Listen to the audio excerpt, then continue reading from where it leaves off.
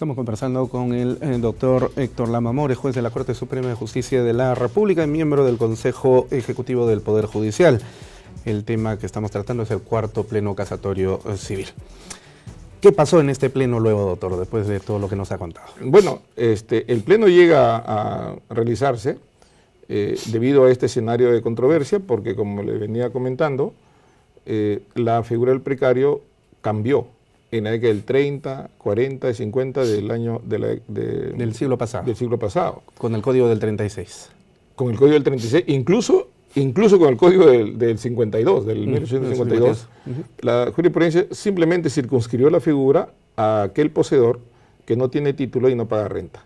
Entonces ya no solamente era aquel que había recibido del dueño a título gratuito, sino aquel que no tiene título y no paga renta, cualquiera.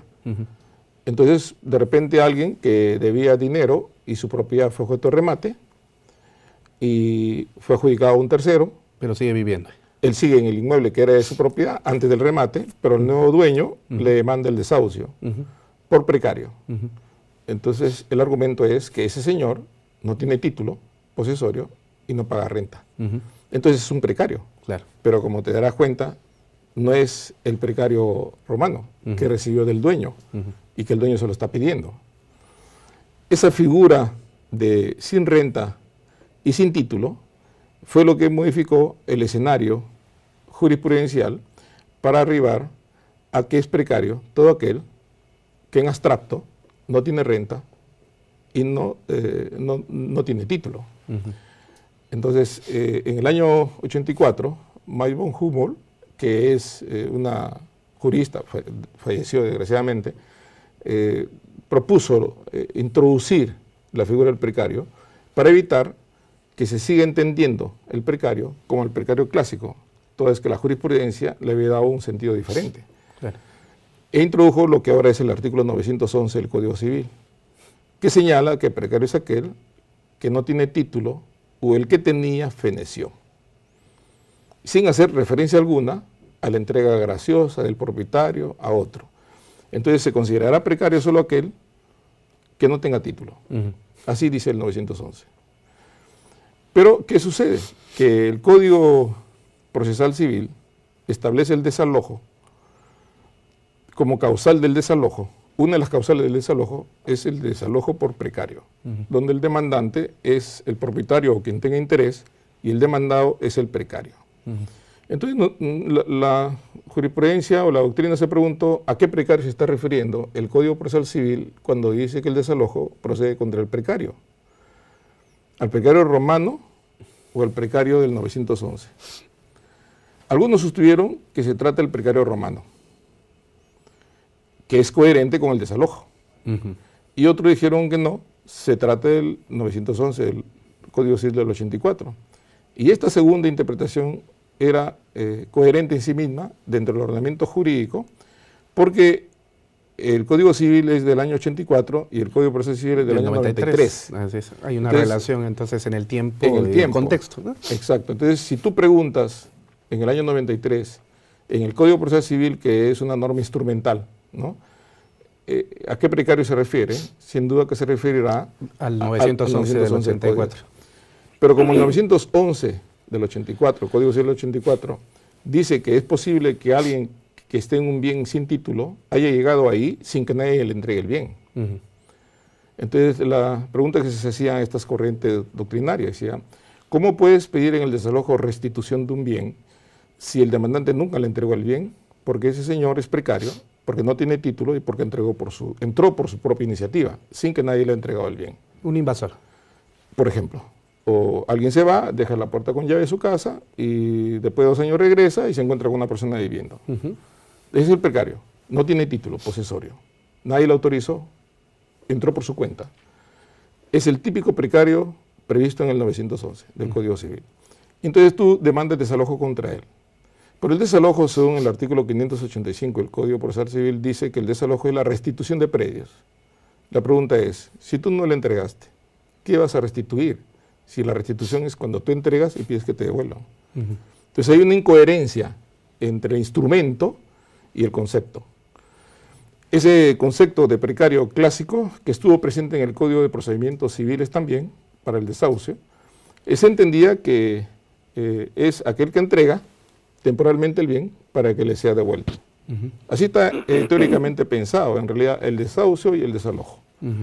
Yo entrego para que me devuelvan. Es restitución. El arrendador entrega al arrendatario para que le devuelva.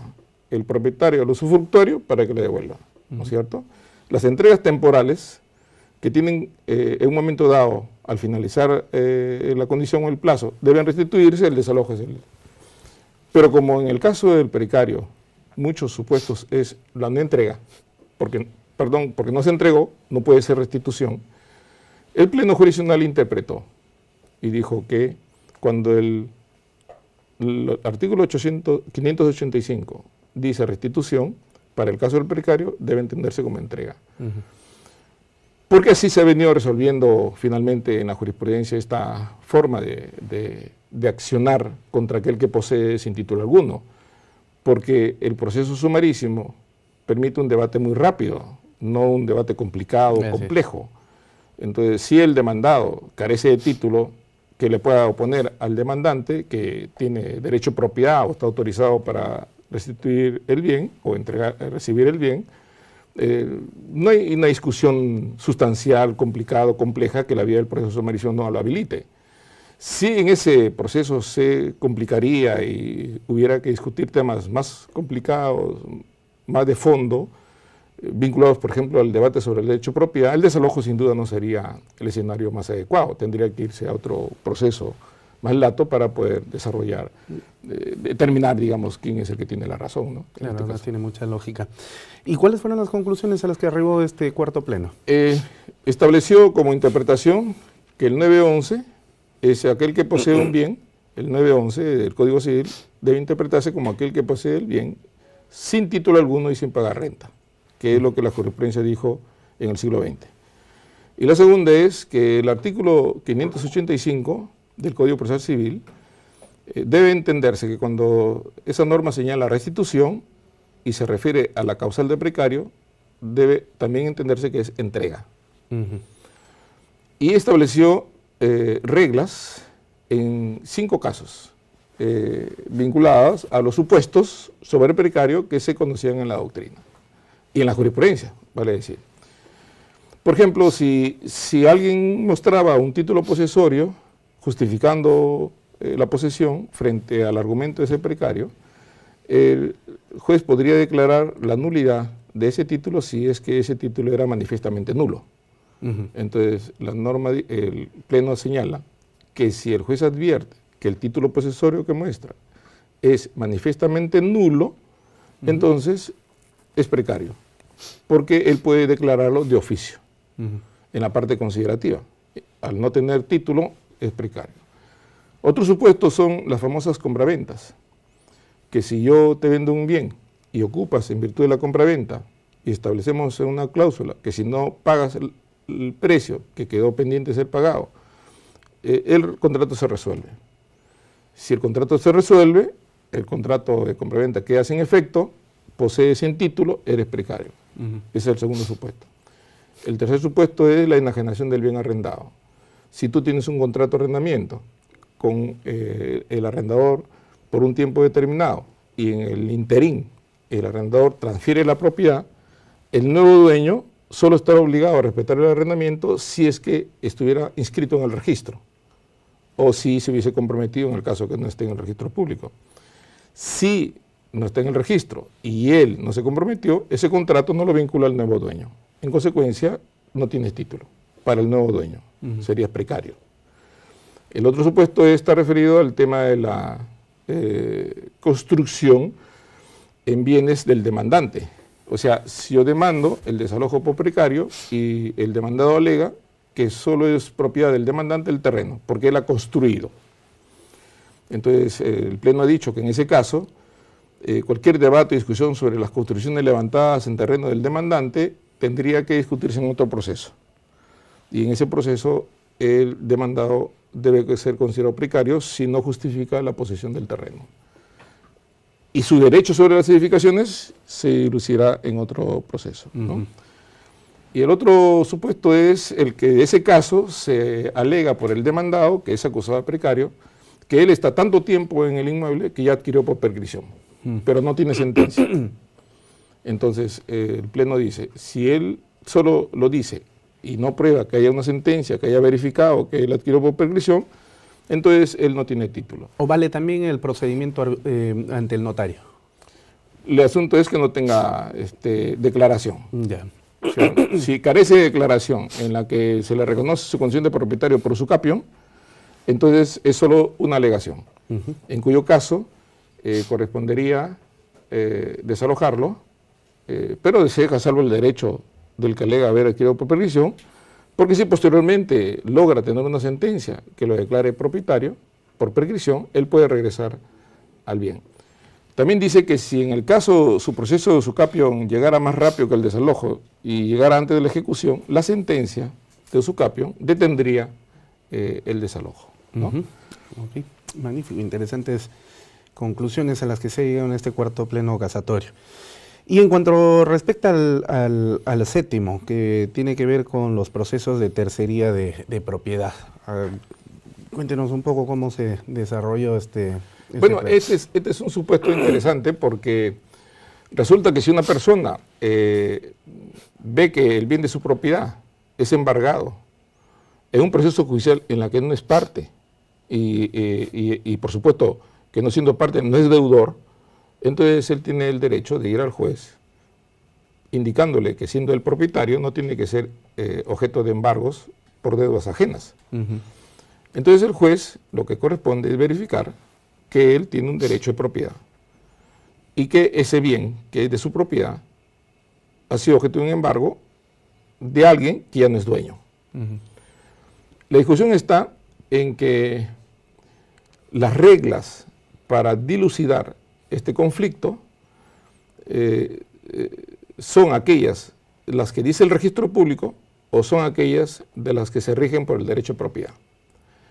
En nuestro país, el derecho de propiedad se adquiere por el solo consenso de las partes. Es decir, el propietario desea vender, el adquirente desea comprar, entonces se produce la compraventa.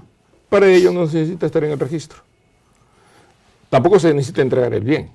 Lo que se requiere es que haya el consentimiento de las partes. La manifestación de la voluntad plasmada en el contrato. Que en doctrina se llama el consensualismo de transferencia inmobiliaria, ¿no es cierto? Por el solo consenso se transfiere la propiedad inmobiliaria.